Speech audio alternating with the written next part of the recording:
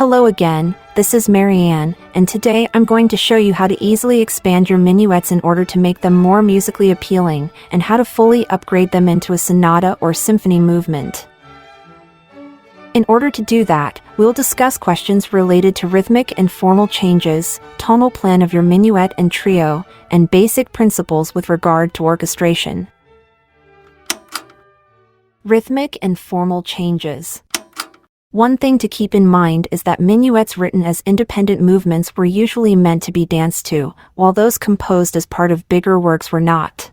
This means that rules regarding formal plan and rhythm stability were a lot more strict for independent minuets than for their counterparts within bigger works. As we stated in a previous video, minuets' rhythm pattern is ternary, usually written in 3/4 time signature, which means we've got 3 beats per bar, out of which the first one is the strongest. In danceable minuets, this rhythm pattern must be kept as steady as possible, in order for the dancers to be able to keep up with the music. In third movement minuets, however, some degree of freedom is allowed with respect to this point, as we shall see later.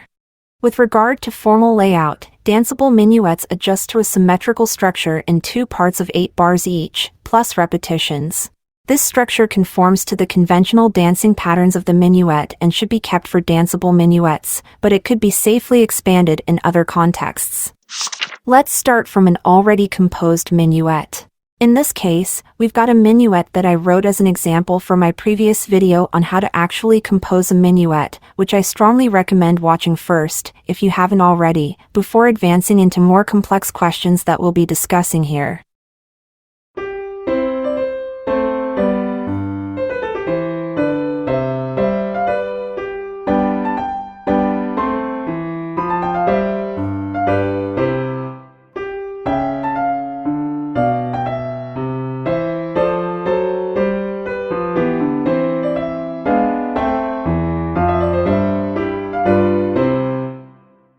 One of the easiest procedures of thematic extension, and the first we'll see today, is the complete or partial repetition of a musical phrase.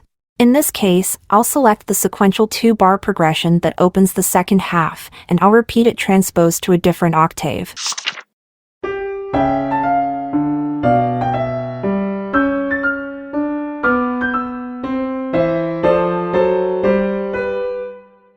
Notice how this extra repetition increases the expectation towards the phrase's resolution at bar 14, while also adding some variety due to the change of register.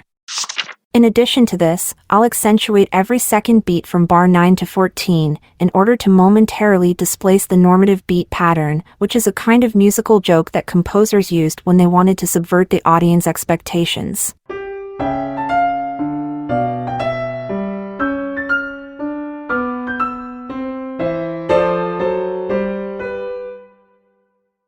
Another resource to add variety is the inclusion of a second ending that will be played only after the first repetition of the second half. In this case, the second ending is almost identical, but I added a fermata to prolong the expectation towards the final resolution and achieve a more conclusive ending.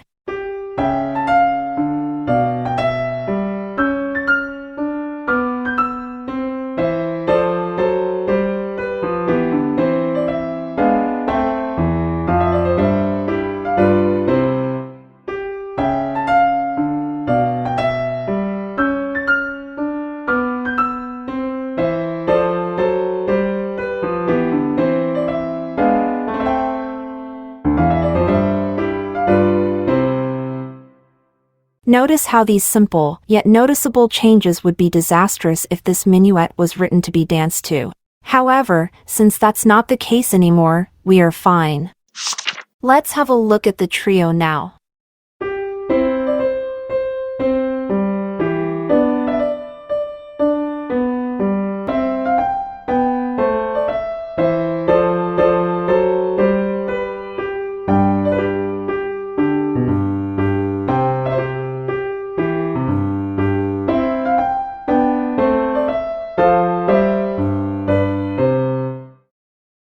As I stated in my previous video on how to actually compose a minuet, the last 4 bars of the second half of a minuet are usually a literal or varied repetition of the same last 4 bars of the first half. Since the rule of the 16-bar structure no longer applies to non-danceable minuets, this time I'll go for a full restatement of the first half.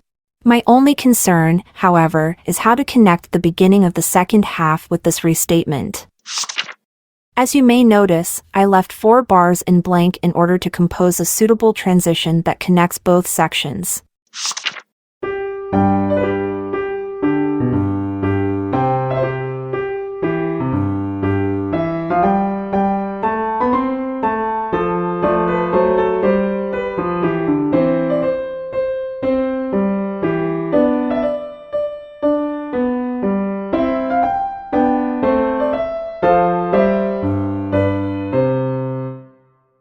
As you can see, after all this process of thematic extensions, the whole structure looks now more clearly like a ternary form. Tonal plan. With regard to the tonal plan of a minuet and trio, it was already stated in my previous video that using the same key for both was a valid option when dealing with independent minuets. However, when we look at minuets that function as third movements in bigger works, we quickly realize that the contrast between keys is way more common in this context.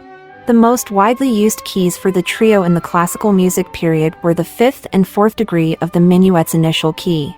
Relative minor and major keys, which are respectively the 6th degree for major mode keys and the 3rd degree for minor mode keys, were also used to a lesser degree.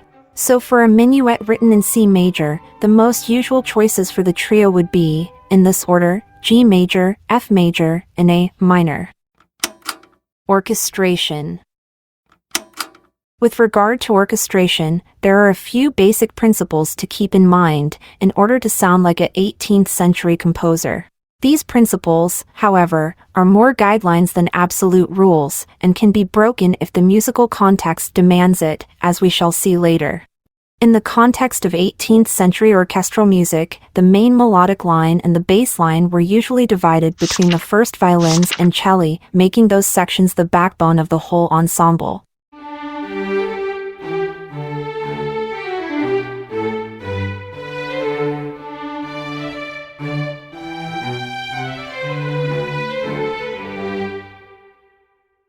During most part of the 18th century, the standard procedure with regard to the bass line in orchestral music was to double the cello line with the double bass, which sounds 1 octave below the notes written in the score.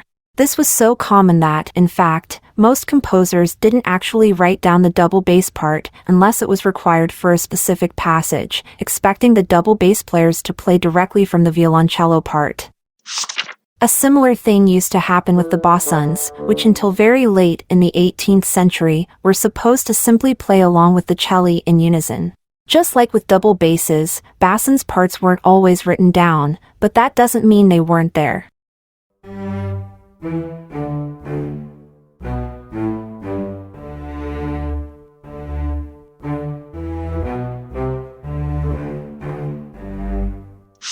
Second violin's role is to support the first violins, which can be achieved through different ways depending on the context.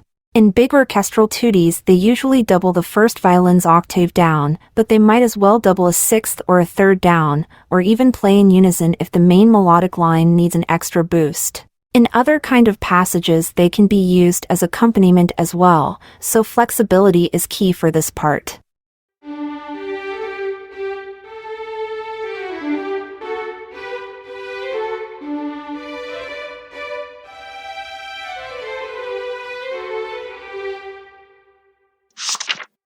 Similarly to the second violins, the viola part usually behaves as a filler, either doubling the cello or completing the harmony in the middle register.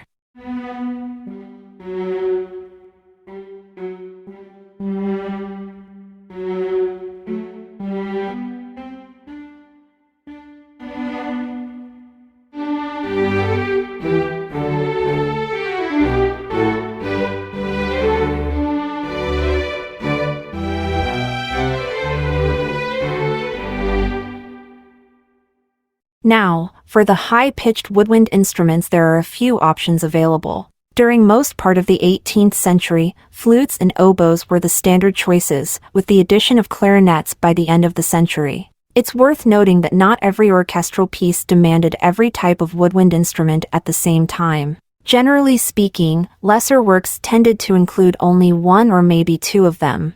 For instance, Mozart's early symphonies usually displayed either flutes or oboes, but rarely both at the same time. I decided to go for the flutes this time. Flutes usually appear in pairs, playing in unison or doubling each other a sixth or a third apart. Despite their value as melodic instruments, in the context of 18th century orchestral music they were normally used to double the first violin's line either in unison or octave up, taking the most of its distinctive sound color to highlight specific passages. One thing to keep in mind regarding flutes is that the lower the register they play in, the quieter they'll sound. In this example, the flutes remain essentially unnoticed until the moment they switch to their high register, which I use to highlight the final cadence.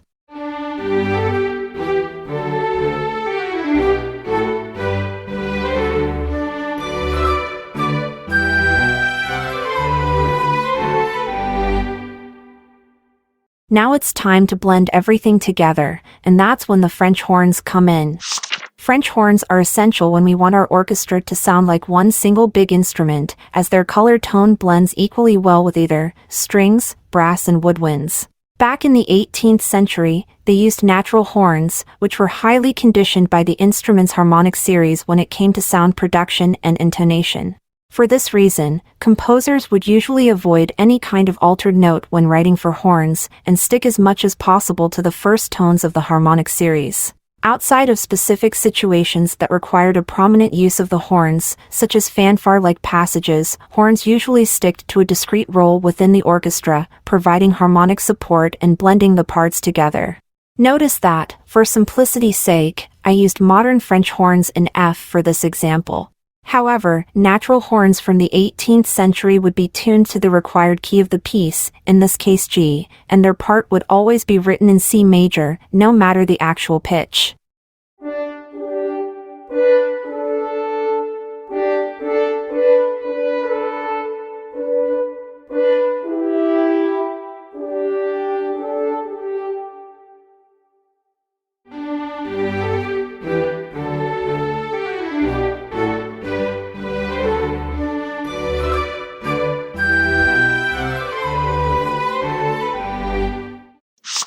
A less conventional approach can be heard in my orchestration of the trio. Here we've got the oboes playing the main melodic line, while the bassoons play the bass line alone. The string section, without the first violins, performs the accompaniment in pizzicato, leaving out the double bass in order to lighten the texture. The whole purpose of this is to create a strong contrast between each part of the theme once the rest of the parts arrive at bar 5.